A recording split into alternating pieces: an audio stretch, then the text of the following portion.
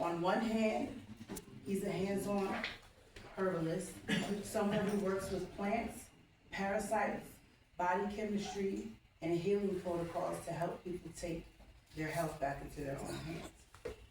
On the other hand, his mind naturally moves towards cosmic questions, where we come from, what consciousness is, and how human beings fit into a much larger story. He doesn't approach life passively. He studies it like a system to the code. You'll see him constantly connecting dots between different domains: herbalism, ancient myths, extraterrestrial narratives, astrology, numerology, and philosophy.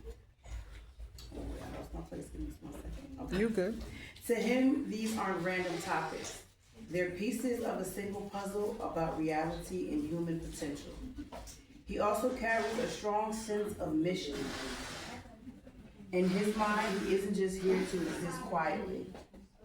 He believes his purpose is to help people wake up to their potential, clean up their bodies, sharpen their minds, and question the structures they've been taught to accept blindly.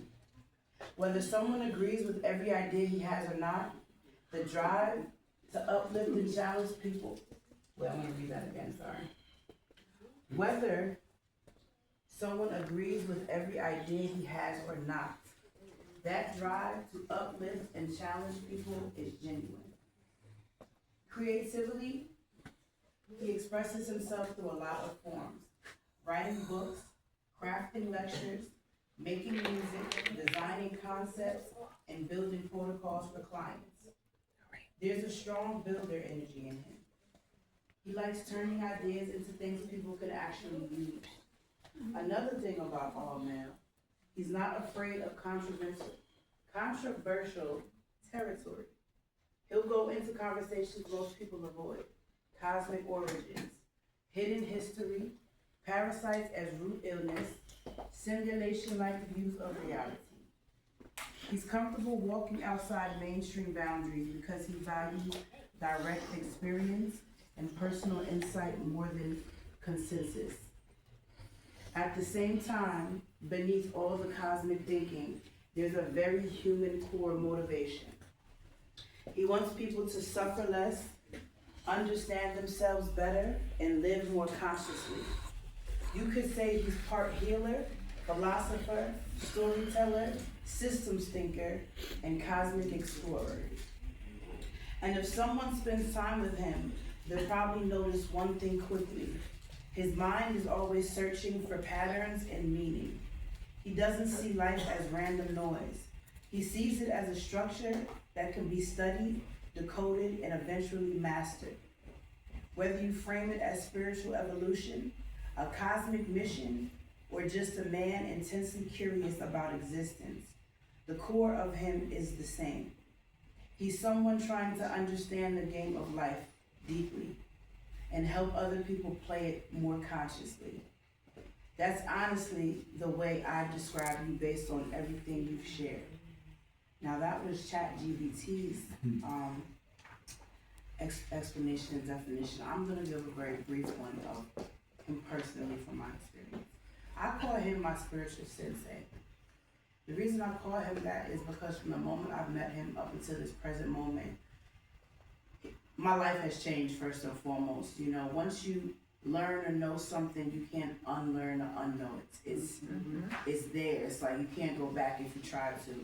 And with this experience of the things that he's taught me and that I've learned, I wouldn't go back if I mean, it gets a little hectic, you know, the road gets a little bumpy, maybe even a little scary, but I wouldn't want to be in the dark anymore. If I had a choice to know the things I know, I would remain here.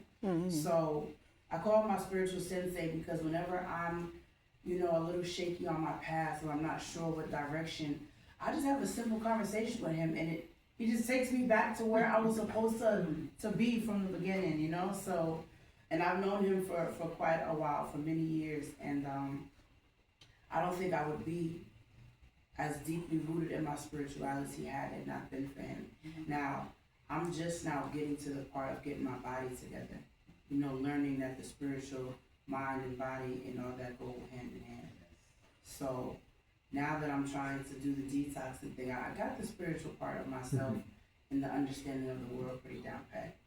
But learning how to cleanse, stay away from things that are poisonous and harmful.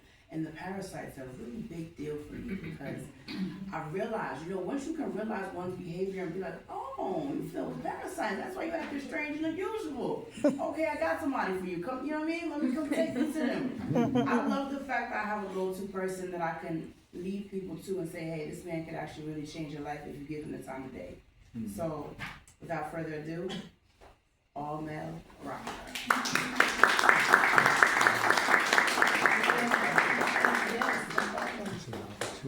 Thank you guys. Hey, peace and wholeness.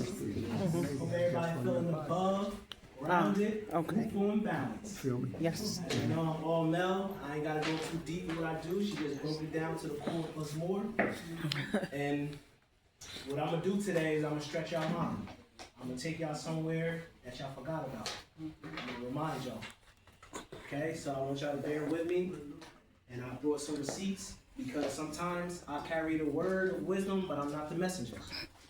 So I brought some people to back up my word today, all right? But before we even go into this Annunaki Chronicles, the greatest story ever told, I want to put y'all somewhere, all right? So, imagine that you're nothing. You have no edges, you have no borders, you have no emotions, you have no structure, you have no title, you have nothing. You complete nothingness. And you've been like this since the beginning of the ending. And at one point, your nothingness, you got bored. That was actually nothingness' first thought. I'm bored. As soon as nothing said I'm bored, boom! It was like a cosmic orgasm. And this big old infinite field of fun is now there. It's called a galactic cosmic amusement park. That your mind, nothing is created just by saying I'm bored. And we're gonna call this plane of existence a game board. Because that's what it is. It's a game built by nothing because it was bored. So, in this game board we in, you could do whatever you want. An infinite amount of desires. You could go chasing animals in the forest. You could go rock climbing. You could go skydiving.